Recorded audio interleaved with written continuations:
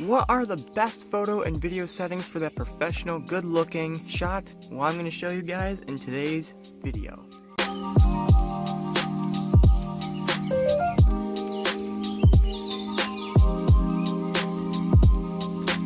so for today's video, we're going to be using the DJI Mavic Mini. So, it's freezing cold out here, so I have some photography gloves right here. Very nice for cold weather because it's about 45 degrees Fahrenheit out here, and it's pretty cold. So the thumb and pointer finger come off just like that, so you can have access to your touch screen and things that would be hard to get at with thick glove fingers. So here we go. Let's take off. Drone is right behind you.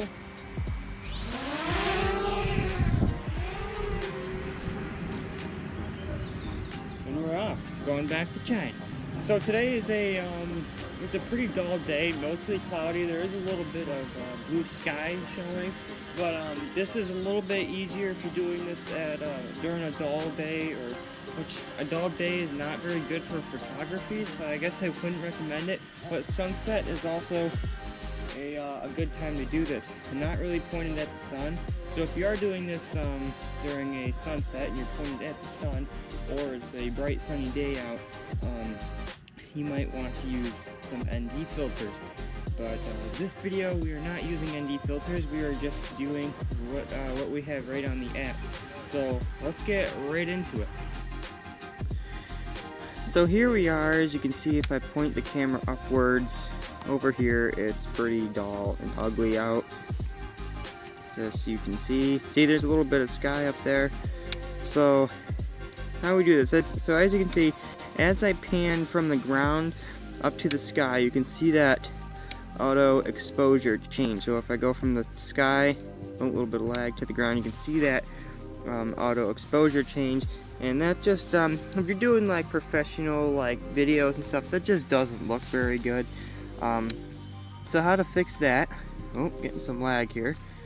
It's pretty laggy out. I'm also right next to a gazebo, which is all made of steel or metal, whatever. So as you can see at the bottom of your screen, you have AE, or auto exposure lock.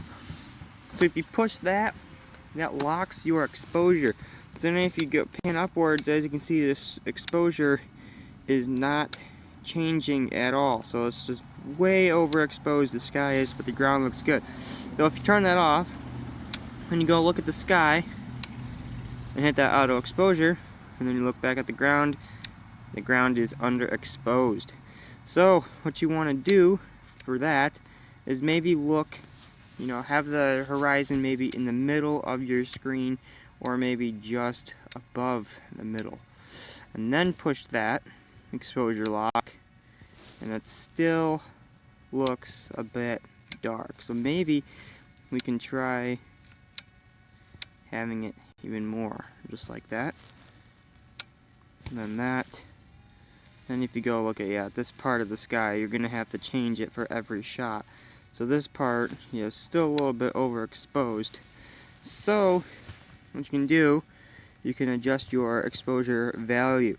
So if it's dark on the bottom or on the ground and it's light on the sky, maybe just adjust your exposure level a little bit. Maybe put it up to +1, so it's pretty bright. And then look like up at the sky, so it's pretty bright up there. Hit that auto exposure lock, and it'll look a little bit more exposed down at the grounds, and it looks a little bit better up there in the clouds too. So if you turn that off, we pan over here where it's very light out, where there's blue sky over here. So this is where we want it to be a little bit different. This is where we're gonna probably want to darken it. But then if we darken it, as you can see, the sky is better exposed, but the ground is not. So what you want to do, pan upwards at the sky, hit that auto exposure lock. That is not what you want to do right there. So you want to hit that auto exposure lock, look down at the ground, maybe have it around there or something, wherever you like it, and then look up at the sky. But it's still pretty overexposed, the sky is, so this is where you would want some ND filters. But if it's, you know, cloudy. So here you go. It is starting to rain, so I was trying to hurry this up off camera. So I was trying to find a good spot in the sky where I could easily get this matched up. So the ground, you know, it's a bit dark, but if you just have it right here and you do your cinematic, you know, pan upwards, there's no, as you can see, there's no exposure change, and that just looks way better than it would if you didn't have that exposure lock on. So if you didn't have it on and you can pan upwards, you can see that exposure change. It just does not look cinematic at all. So like I said earlier, kind of find a good, you know, if you maybe look at your histogram, see if that's well balanced out. But it's sometimes, it just has to be the right day sometimes. You know, when there's, maybe if the sky is just all one color, one blue, or if it's like during sunset or something. So if we go ahead and lock that again, you know, that looks pretty good, but you know, it still looks a little bit overexposed. So this, you know, works a lot better with you know, ND filters. So if we go into here, just gonna move my annoying screen recorder over, and you go over to camera, advanced shooting settings, and you turn on your overexposure warning.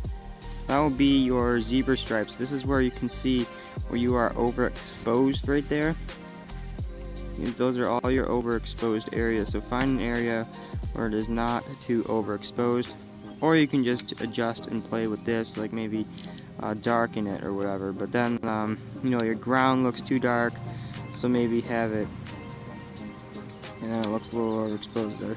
So maybe have it, you know, there it's very there's not a lot. So then, you know, there you go. And then you turn your auto exposure lock on, have this at like this place right here, your gimbal, and then you just do that slow pan upwards, just like that. And there's no exposure change. Looks a lot more cinematic. So those are a few ways. Also, you can do that for photos too. If you pan around, if you're on your, let's put this in the photo mode real quick. You pan around, you can see the ground is, there's more light, and it's just not very balanced. You can see the histogram here, it's just not balanced. So if we go up to like 0 or whatever, you can see it's starting to balance out a little bit more.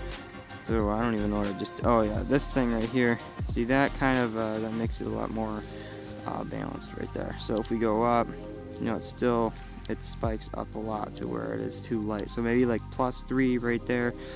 You can see it does spike up where it is a little bit overexposed. It's still, you know, more balanced than, you know, if it is. So now it's getting darker.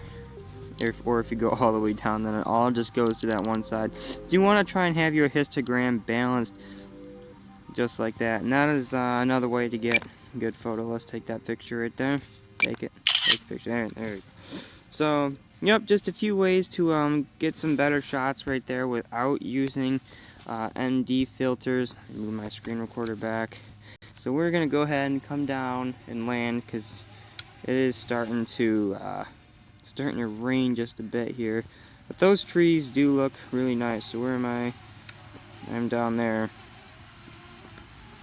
Coming down to land. Wow. What's going on over there?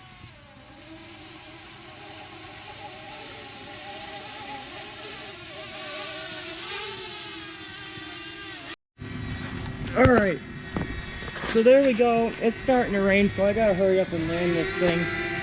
My camera shut off while I was doing the video, so my GoPro.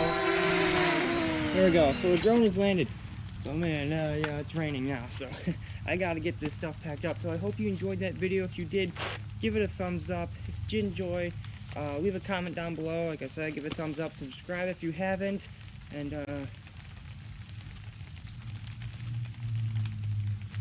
it's snowing.